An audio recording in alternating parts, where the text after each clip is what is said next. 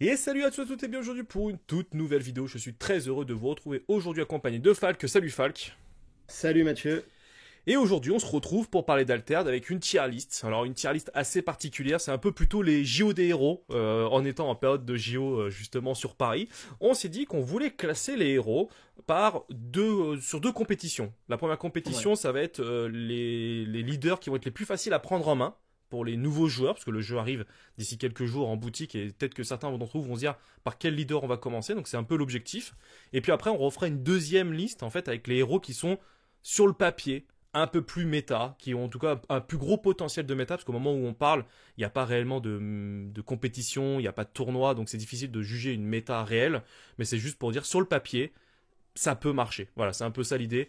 Mm. Donc voilà, on va commencer par la première tier list, on va dire, qui est les personnages qui sont les plus faciles à prendre en main et à jouer pour les nouveaux joueurs. Et on va commencer par la faction Izmir. Toi, vu que tu as commencé à jouer un petit peu, qu'est-ce que tu mettrais en bronze? Est-ce que déjà tu as testé tous les héros Izmir? Alors, tous les héros Izmir, je les ai essayés. Et Ok. pour moi, celui qui je trouve est le plus difficile à jouer, ça va être le personnage qui s'appelle, alors j'ai toujours un peu du nom avec les mâles, excusez-moi, enfin j'ai pas de mal avec les noms, c'est Lindy Way. Lindy Way et Ouais. Emo, qui en fait en gros tu crées un jeton compagnon 000 dans l'expédition compagnon. Lorsque vous sacrifiez un personnage, je gagne 2 boosts. Cette action coûte un de plus lorsque vous n'êtes pas le premier joueur. Donc ouais, il Je... y a une notion de sacrifice Ouais. dans le deck Lindy Way qui est pas forcément évident à prendre en compte. Et déjà même aussi à Euh, builder, parce qu'en fait il y a aussi le côté ouais. build aussi qu'il faut prendre en compte. Je trouve que le personnage, je dis pas qu'il est pas fort, attention, je dis juste que pour la prise en main, pour les nouveaux joueurs, c'est lui que je mettrais moi pour ma part en bronze. Ouais, c'est pas forcément ce qu'il y a de plus évident pour là-dessus. Enfin, là-dessus, je suis d'accord avec toi. C'est vrai que c'est pas le nouveau joueur friendly, ce côté sacrifier des personnages, et puis du coup, on enlève de la force ici, on en rajoute là, on peut gérer le board adverse, etc.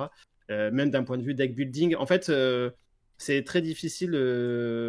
Moi, j'ai eu du mal avec le côté sacrifice pour me rendre compte théoriquement en fait, de ce que Hmm, ça allait rendre. ouais, Donc, c'est un truc qu'il faut tester, et à force de tester, on se rend compte que ah, ça fait ça, ça fait ça. Donc, effectivement, l'Indie Way, pour moi, elle est bronze.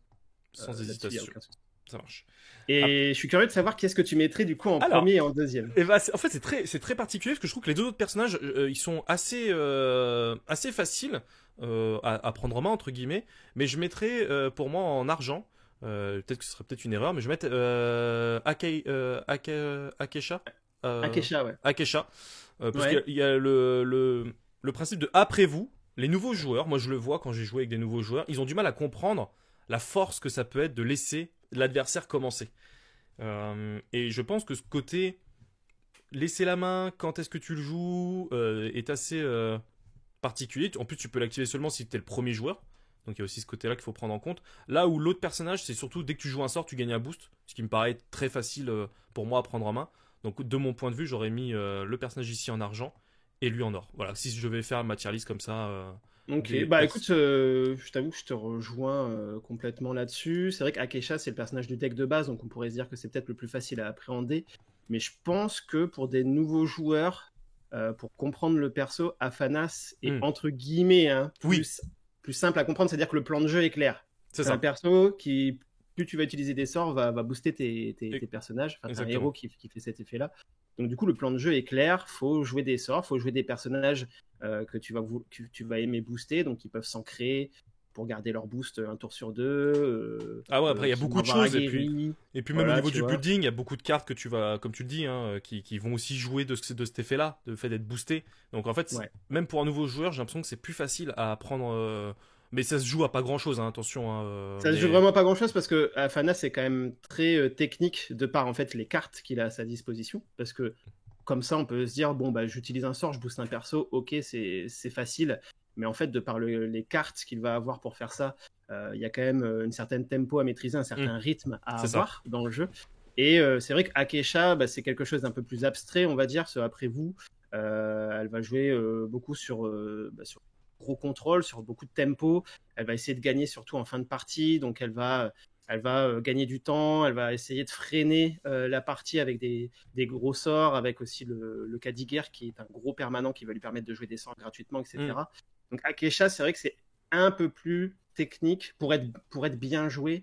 que Afanas, selon moi. Mais les deux sont à peu près. Oui, Enfin, ça se joue vraiment un peu. pas grand-chose. On pourrait même le mettre les deux en or, mais là, il faut faire un À classement. peu près, ouais. Ouais, c'est ça.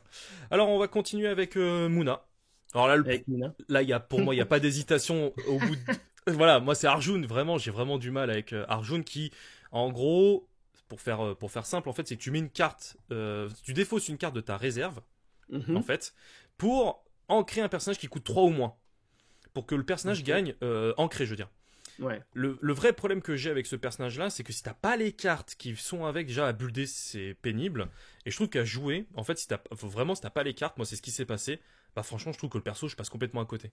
Vraiment, j'ai l'impression qu'il faut vraiment builder autour et de penser à se dire, tiens, il faut que je sacrifie une carte que j'ai mis en réserve pour justement ancrer un personnage qui coûte 3 ou moins. Je sais pas, je dis pas que c'est mauvais, hein, mais je trouve que c'est beaucoup trop complexe, surtout pour ceux qui auront que un display peut-être à disposition. Je trouve qu'à builder, c'est vraiment pas évident. C'est vrai que c'est pas évident. Alors, pour le coup, Mais t'es c'est pas d'accord. difficile à dire. Bah, en fait, si. Après, en fait, il y a une carte. Il y a plein de cartes qui, du coup, quand tu les analyses bien chez Muna, qui vont très très bien avec Arjun. Pour le coup, des petites cartes, des petits sorts en fait que tu veux jouer de ta main et qui n'ont pas fugace et qui une fois en réserve valent pas trop le coup d'être joués et que du coup ça te dérange pas de sacrifier pour aller ancrer un de Mais tes persos. c'est ça, mais en fait, il faut vraiment que t'aies un build, je trouve, beaucoup plus, entre guillemets, t'es moins souple dans le build par rapport aux deux autres personnages qu'on va voir juste après, où tu peux mettre ce que tu veux comme carte quand tu veux build avec un display, je parle hein, pour les nouveaux joueurs. Ouais. Alors, t'es moins souple, c'est vrai, parce que faut forcément jouer avec ta réserve. Après, il y a quand même plusieurs builds différents pour Arjun. Mais c'est vrai que, parlons d'un point de vue débutant, effectivement, oui, je pense qu'il doit être un peu moins évident que les deux autres, pour le coup, Mm. vraiment d'un point de vue prise en main, quoi. Et Je suis après, d'accord avec toi. pour les deux autres personnages, en fait, pour moi, limite, les deux peuvent aller en or parce qu'ils sont très faciles à prendre en main, en fait, de mon point de vue. Parce que tu as le Mhm. premier personnage qui est, donc, toujours, excuse-moi avec les noms, hein, c'est Rin, qui, à chaque fois que tu gagnes avec une expédition de plantes, tu pioches une carte, puis tu mets une carte de votre main en réserve. Donc c'est super fort, enfin super fort. Le fait de pouvoir piocher, surtout en début de tour, où tu sais que tu vas pouvoir piocher au moins deux trois fois avec ce pouvoir-là, donc je trouve que t'as pas besoin de trop pour un nouveau joueur. Je trouve que c'est pas une mécanique qui est trop compliquée. Faut juste y penser pour pas se faire avoir. Et Teja, bah, c'est le premier personnage que tu joues qui gagne un boost. Donc là, pareil, c'est pas non plus, je trouve, des mécaniques qui sont complexes. Alors, la nuance avec Rin, c'est que tu pioches pas au début de ton tour, tu pioches à la fin de ton tour. À la fin de ton tour, excuse-moi, oui. Et en fait, du coup, le piège qu'il y a là-dedans, c'est que tu es obligé de piocher et de mettre une carte de ta main en réserve. Et si tu as déjà deux cartes en réserve à la fin de ton tour, eh ben, il y aura une carte que tu vas perdre.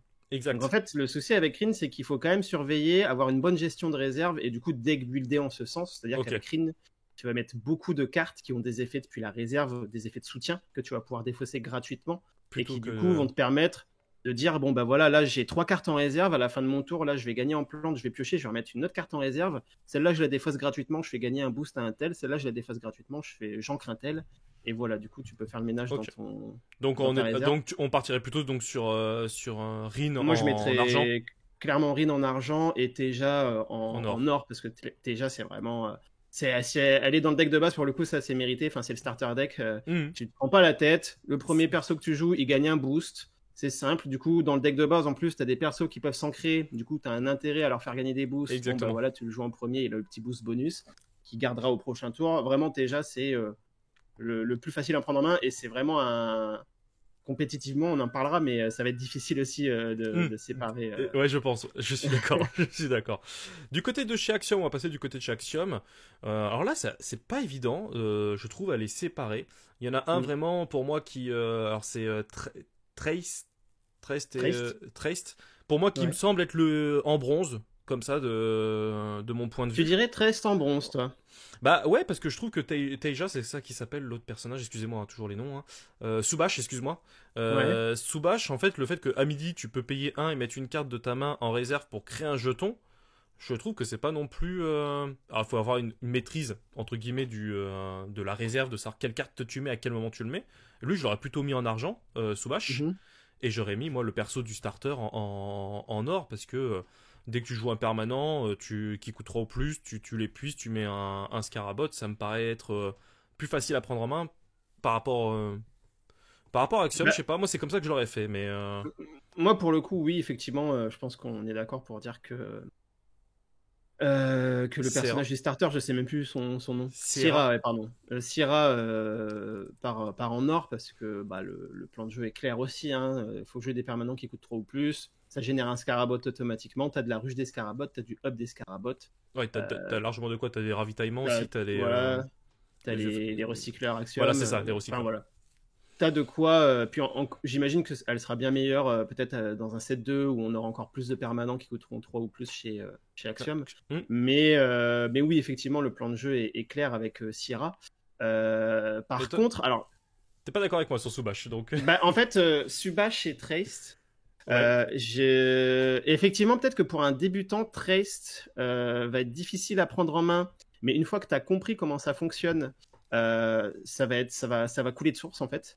Alors que Subash, même pour quelqu'un qui a compris comment ça fonctionnait, il y a quand même une certaine maîtrise du perso à avoir et un certain tempo, un certain rythme à garder tout au long de la partie. Parce qu'en fait, vu que tu payes 1 pour Hmm. générer un Un Scarabot, oui. en fait, tu seras toujours en retard de 1 en termes de mana par rapport à ton adversaire. Et Ouais, d'où le calcul de toujours savoir qu'est-ce que tu joues en fait et de tout utiliser ce pouvoir-là au bon moment parce que si tu l'utilises tout le temps, tu risques toujours de te bah, manquer une ressource en en, disant ah mince, j'ai mal calculé, j'aurais dû mettre ça comme ça, donc c'est peut-être aussi ça qui peut rendre le personnage complexe.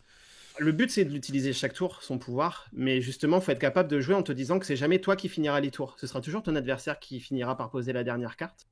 Et c'est ça qu'il faut réussir à gérer avec Subash. Donc c'est pour ça que j'aurais tendance à dire Traced en argent et Subash en bronze, Ok. vraiment d'un point de vue prise en main. Parce que Traced, une fois que tu as débloqué ces compteurs ferraille, une fois que tu as compris comment les débloquer rapidement et que tu les as débloqués, limite après c'est du pilotage automatique, entre grosses guillemets. Oui, oui, C'est-à-dire oui. que hop, tu l'inclines, tu pioches une carte, tu mets une carte en réserve, t'as que des cartes qui ont des effets de dingue de la réserve et ça part tout seul. Alors que Subash, faut toujours faire attention, tu peux être rapidement à court de cartes en main. C'est un peu plus compliqué, selon moi. Mais c'est très très fort Subash.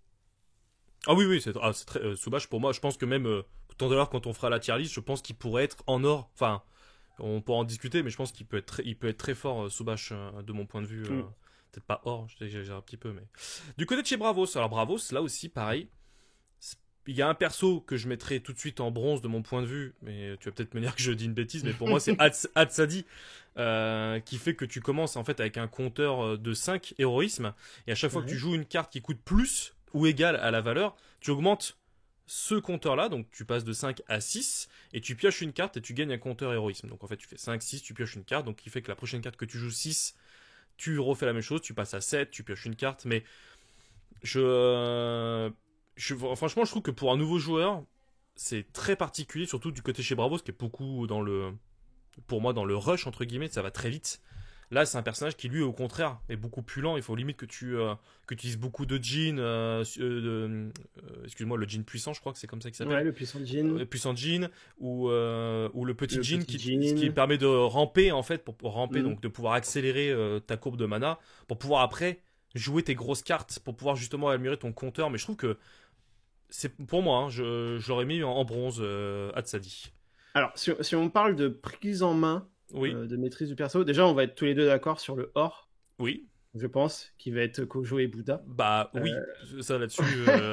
On va direct le mettre en or parce qu'on sait que ce sera lui de toute façon. Oui, C'est très simple. Je pense même que c'est le perso le plus facile, toute compétition, toute faction confondue, à prendre en main selon moi. Tu veux faire découvrir Altered à quelqu'un, tu lui files le starter deck Kojo et Bouddha. ah oui, C'est très simple. Un tour sur deux, il a un token qui pop, et puis il a des cartes en main, faut poser des stats, et faut booster les stats que tu as posées. C'est ça. C'est la base d'Altered, quoi, pour le coup, Kojo. Donc, parce que pour moi, Bazira aussi est très sympa à jouer, et pas non plus si enfin, sympa. Moi, en tout cas, j'aime bien le perso, mais le fait que lorsque tu as un personnage que vous contrôlez qui gagne un boost, tu l'inclines pour lui faire gagner un autre boost. Je trouve pas que ce soit, enfin, le plan de jeu pour moi, il est clair en fait. En plus, surtout du côté de chez Bravos. T'as beaucoup de cartes qui peuvent se booster. Donc, je trouvais que Bazira, moi, je l'aurais mis en argent, tu vois. Tu l'aurais mis en argent ? Ouais. Bah, en fait, il y a deux plans de jeu qui sont clairs de toute façon, et avec Hatsadi et avec Bazira. Avec Hatsadi, c'est jouer des grosses créas, ramper, en fait, passer tes premiers tours à ramper, et puis ensuite prendre le dessus sur ton adversaire en termes de mana, et ensuite, toi, jouer des grosses créatures qui vont te permettre et de piocher et de poser des stats pour rattraper ton retard. Ouais. Le plan de jeu de Bazira, c'est de jouer beaucoup de cartes qui se boostent, du coup, qui vont peut-être garder leur boost depuis la réserve, Oui. des cartes qui vont enlever... Aguerri, oui. Ouais, Qui voilà, enlève des cartes qui sont Fugace. aguerries. Des cartes qui vont enlever Fugace aux cartes aguerries. Donc en fait, quel est le plan de jeu le plus difficile à maîtriser entre ces deux choses-là, quoi. Alors, vu comme tu me le présentes, forcément c'est Bazira, parce qu'il faut faire attention à tout ça. Là où j'ai perdu son nom. Hatsadi. Bah, comme tu dis, c'est des grosses créas, c'est du ramp, mais pour moi les deux, enfin franchement ça se joue à pas grand chose, mais. En fait, Hatsadi, ça va être très très dur de gagner avec lui. Ah, ça, on est d'accord. Pour quelqu'un de débutant, là où Bazira, ça sera un peu plus simple pour un débutant de gagner avec. Donc j'aurais tendance quand même à dire comme toi, à mettre Bazira en argent et Hatsadi en bronze. Mais Bazira pour vraiment être un god tier de Bazira, c'est-à-dire vraiment maîtriser totalement le personnage, ça va demander quand même beaucoup plus de travail et de technique un peu que Hatsadi, quoi. C'est vrai. On enchaîne avec Ordis. Alors là, pour moi, là encore une fois, le starter deck, le Sigismar pour moi est or. Parce que pareil, c'est comme pour Kojo et Bouddha, hein, c'est à midi, tu as un jeton 1-1 qui est dans ton expédition héros. Ouais. Donc là, pour moi, il y a même pas de premier tour ou pas premier tour, je sais pas si tu es d'accord avec moi, mais là, pour moi, Sigismar fait partie des persos, pareil aussi, très facile à prendre en main. De toute façon, top 3 des starter decks à prendre en main, c'est Kojo, Teja et Sigismar. Complètement. Voilà, et après, on a Gulrang, qui en fait, quand tu crées un jeton, il gagne un boost. Alors attention, je vais prendre du temps avec ce personnage-là, parce qu'on a sorti une vidéo il y a quelques jours, et on a mal compris la carte, donc c'est pour ça que je vais prendre le temps. Si vous contrôlez moins de 8 orbes de mana, les jetons boostés que vous contrôlez ont défenseur. Entre parenthèses, l'expédition ne peuvent pas avancer au crépuscule, que ce soit la tienne ou celle de ton adversaire. Donc en fait, le plan de jeu de Gulrang, c'est de bloquer l'adversaire dans les premiers tours. C'est ça, pendant les 8 premiers tours, en fait, tant que t'as pas 8 orbes de mana, parce que c'est pas 8 tours, parce que tu as 3 orbes de mana au départ, donc c'est les 5 premiers tours. Les 5 premiers tours, ouais, les 4 premiers tours. Et en fait, après, au 5e, tu peux commencer à bourrer. Alors, le truc, c'est que tu es obligé de construire ton deck forcément avec des jetons, Gulrang. Donc, en fait, en termes de deck building, il te force à jouer des tokens. Si tu joues pas de jetons avec Gulrang, c'est dommage, quoi. C'est ça. Après, Shardis, il y a beaucoup de cartes. Créer un jeton 1-1-1, ça va très très vite. Par contre, le côté défenseur, c'est là où nous, on l'a mal joué. Il y a eu deux coups où Nicolas a avancé alors qu'il aurait pas dû, parce qu'il a justement défenseur. Mais c'est juste ce point-là. C'est pas vraiment difficile à prendre en main, mais c'est une notion défenseur qui des fois peut être complètement zappée et donc de faire ce genre d'erreur comme on a pu faire nous dans la vidéo. Mais qui est pas difficile. Et après il y a Waru, qui lui par contre pour le coup déjà rien qu'en termes de deck building, pour moi il est très difficile à builder, mais je pense que c'est un monstre en termes de personnage.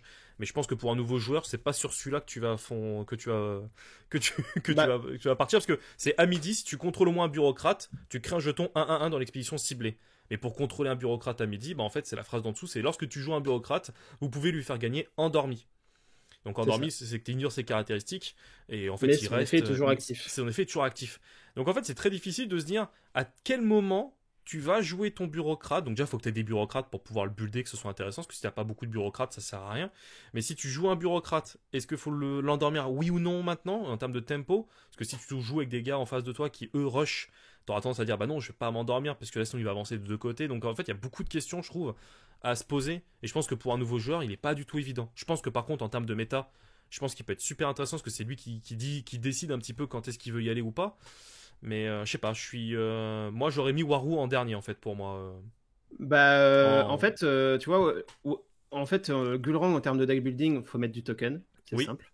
Waru en termes de deck building, faut mettre du bureaucrate. En vrai, c'est pas compliqué aussi. Non, c'est pas compliqué, mais c'est plus difficile. Ouais, faut trouver un équilibre quand même dans le deck building. Waru, si tu poses une question, le but avec Waru, c'est d'endormir un bureaucrate partout. En fait, Waru, il va te laisser prendre de l'avance au début, pour ensuite commencer à se set-up avec ses bureaucrates. Et en fait, il va te laisser gagner des expéditions, mais au fur et à mesure, il va rattraper son retard.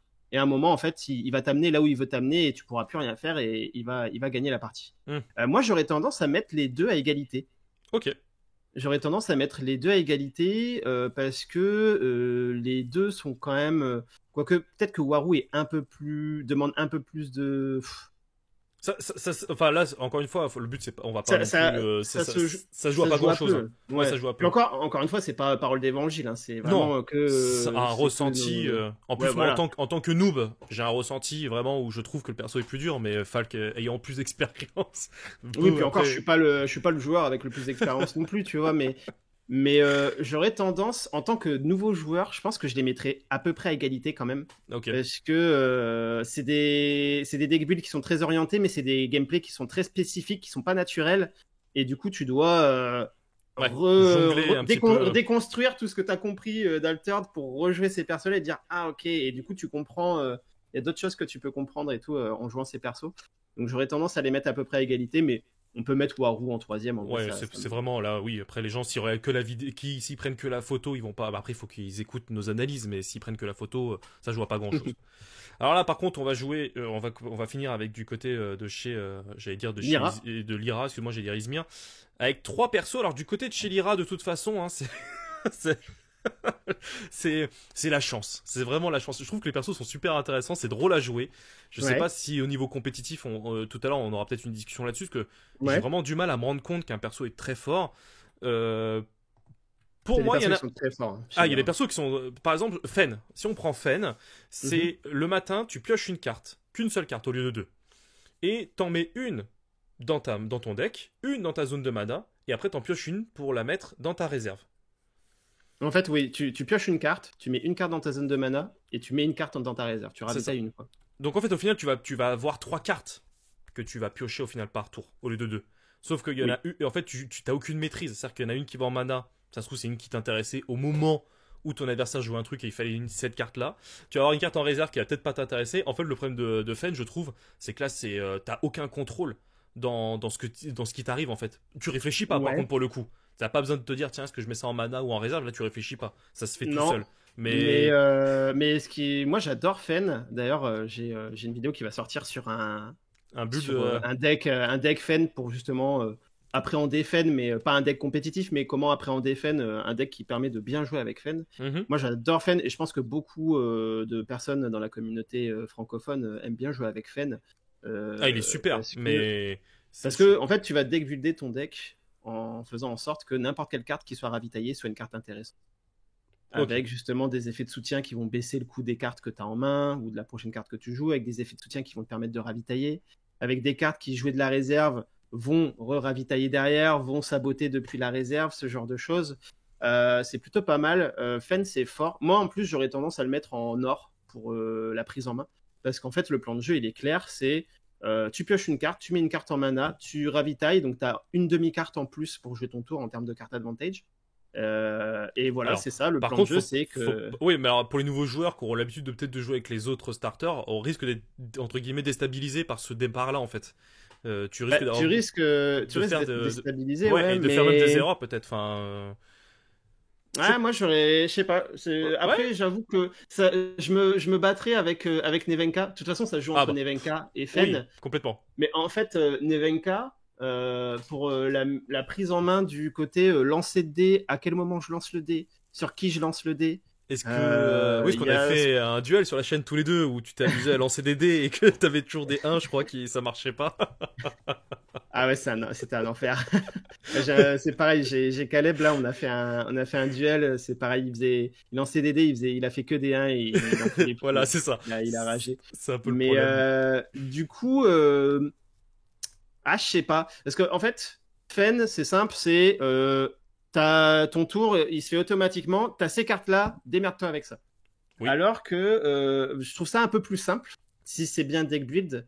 Alors que Nevenka, faut deck build sur des côtés lancés de dés, faut deck build avec des cartes qui vont endormir des cartes que tu veux garder, ancrer des cartes que tu veux garder, sur qui je lance le dé et tout. Mhm. Moi, j'aurais tendance à trouver Fen plus simple. Plus simple. Après, c'est vrai que d'un point de vue néophyte, peut-être qu'on peut trouver Nevenka plus simple. On pourrait les mettre à égalité en On vrai. pourrait mettre à égalité, ouais, mais un peu comme tout Ouais. à l'heure avec là on les met pour que ce soit or, argent, bronze et puis bah après on va pas Orac qui est très alors qui est pas difficile à jouer Orac en soi mais en gros c'est tu gagnes un jeton statistique un compteur spectacle à chaque fois que tu joues une carte qui a une statistique de 0 sur l'une des trois que ce soit dans l'eau, la terre ou la montagne. Et au bout de 5 à midi en fait tu dépenses tes 5 et tu prends ta première carte de ton deck pour la jouer. Mais sauf que tu révèles la carte, mais tu sais pas ce qu'il y a en fait. Donc tu peux avoir une super carte, comme avoir une carte complètement. Là, je trouve qu'en termes de hasard, t'es encore plus loin dans le. C'est un deck roulette, quoi. Un deck. C'est ça, t'y vas, quoi. Tu sais, il y a le deck roulette dans. Oui, dans. L'Orcana. Oui, c'est ça. Exactement. Avec les Simba et tout, là, c'est pareil, là, en fait. Alors, exactement ça. Fun fact, on a fait un draft hier avec Nikoko. Il l'a joué. Il a tiré 5, il joue la carte, alors j'ai perdu le nom, c'est le dragon qui est éternel, qui gagne 4 boosts quand il arrive. Ah oui, Dracaena. Dracaena, parce qu'en fait, en draft, tu joues... Et donc là, il a eu une chance. Alors, c'est arrivé qu'une seule fois sur les 5 parties, mais il était heureux, mais... C'est la meilleure carte, je pense, qu'il puisse choper. C'est ça, du coup, GG à lui. Mais oui, effectivement, au rack, c'est un peu plus compliqué parce que déjà, il va falloir que tu construises forcément des decks avec des cartes qui ont forcément une stat à 0. Donc, rien que dans le gameplay, toi, pour gérer tes expéditions, tu as forcément des trous. Ouais. Donc, il faut que tu saches anticiper ça parce que l'adversaire, il va te prendre forcément des lanes si toi, tu as des trous et que lui n'en a pas. Donc ça, c'est déjà plus dur à gérer. Et puis, en plus, faut deck build avec forcément des petites cartes qui ont des stats à 0 pour pouvoir les poser rapidement, les reposer rapidement et faire en sorte que tu puisses faire ton effet 2 ou 3 fois dans la partie. Ouais. Mais en même temps, des grosses cartes qui sont intéressantes pour que quand tu chopes ta carte gratuitement, tu puisses la poser et que ça ait un impact sur la partie. C'est beaucoup trop chiant. Enfin, pour moi, l'aléatoire fait partie forcément de chez Lyra, mais là, c'est quand même un poil... Là, c'est pas évident. Ouais, mais il y a des gars qui deck build Orac, qui adorent deck build Orac. Hein, mais je trouve que... Lyra, je trouve que c'est une faction, pour moi, je dis à part, parce que je les trouve vraiment très fun à jouer. C'est-à-dire que des fois, j'ai envie de m'amuser, je prends ces decks-là. Mais je sais pas si demain en tournoi, je dis pas, il y en aura forcément, je dis pas le contraire, mais c'est vrai que moi, je me dis, c'est pas sur eux que je partirai si je dois, moi, partir en tournoi. Tu vois ce que je me dis, ça va être. Moi, je pense qu'en tournoi, tu peux avoir de très très bons Fen et de très très bon Nevenka. Hein. Franchement. Ouais, mais en fait, le mec en face, si imaginons, c'est un énorme joueur et qui fait que des 1 en finale avec son Nevenka, il a beau être meilleur joueur, même si tu as l'Ouroboros, c'est pas l'Ouroboros, mais qui te permet de jeter. L'Ouroboros Bastion Lyra. Voilà, c'est ça qui te permet de jeter 2 cartes, 2 dés, et de choisir. Donc, c'est ce qui permet de réduire l'aléatoire. Pour les dés, je parle, hein, mais. En fait, tu vois, j'ai sorti un short il y a pas longtemps sur Martingale. Qui est une carte en version rare qui dit que tant qu'elle est sur le terrain, si tu lances un dé, tu peux rajouter 1 au résultat du dé. Donc du coup, avec Nevenka, tu peux plus faire de 1. Tu fais forcément 2 minimum. C'est ça. Voilà. Et tu as une chance sur 3, du coup, quand tu lances un dé, d'ancrer un de tes persos. Donc tu peux mettre cette carte-là en 3 fois dans ton deck. Et surtout, faut pas oublier que dans Altered, il y a des uniques. Et notamment, il y a des uniques en dehors de Martingale qui ont l'effet de Martingale qui disent que quand tu lances un dé, tu peux augmenter le résultat de ton dé de 1. Et du coup, à ce moment-là, ta Nevenka, elle devient presque aussi forte, voire meilleure qu'une Teja, parce qu'en fait, Teja, elle donne un boost à la première carte que tu joues. Oui. Mais Nevenka, à partir du moment où tu as une Martingale, elle donne un boost à un personnage que tu choisis à la fin du tour potentiellement, ou alors elle peut ancrer un personnage. En plus, du coup, c'est Martingale. Donc imagine, tu as 3 Martingales dans ton deck, tu as 3 uniques qui ont l'effet de Martingale, donc ça fait déjà 6 cartes. Ces cartes-là, tu peux les endormir et tu peux les ancrer pour bénéficier de leurs effets sur plusieurs tours. Et là, tu as une Nevenka qui peut, peut calmer n'importe qui. Hein. C'est clair. Là, je te dis, ça peut faire mal. Écoute, donc, à ne pas sous-estimer. Ça marche. Écoute, voici notre tier list, entre guillemets, de decks faciles à prendre en main, avec les plus faciles et les plus difficiles. Et voilà, c'est fini. Je te remercie, Falk, pour ces analyses. Donc là, c'est notre première tier list qui est sorti. Et là maintenant, on va se retrouver d'ici quelques jours pour la deuxième partie de cette tier list, avec cette fois-ci pour la partie compétitive. Et on se retrouve à très très vite pour de nouvelles aventures. D'ici là, portez-vous bien. Salut tout le monde. Salut.